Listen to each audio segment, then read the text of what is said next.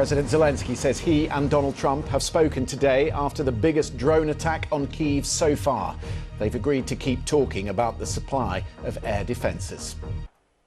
President Trump has said that he doesn't believe Russia wants to end the war in Ukraine. He spoke to President Putin hours before Russia launched the biggest aerial attack of the conflict, with more than 550 drones and 11 missiles. One person died and 23 were injured.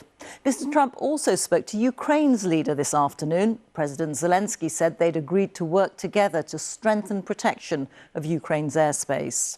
Nearly every district of Ukraine's capital, Kyiv, was hit during the latest attack, with damage to train tracks, residential buildings and schools. From there, Paul Adams reports. A long, brutal night in Ukraine's capital. Hour after hour, waves of drones and missiles. Dawn and a thick pall of acrid smoke hung over the city. Underground in the metro, a weary population stirred. Safe but frightened, Russia's drone attacks increasingly dangerous. A few miles from the city centre, the gaping aftermath of one direct hit. 2 apartments wrecked, debris scattered.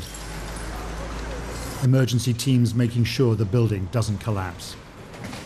This was almost certainly a drone. We don't know what the target was, whether it flew here directly or was intercepted and somehow ended up here. But in Kyiv in 2025, it's a very familiar scene. And a familiar drill too, local residents reporting their losses to the authorities.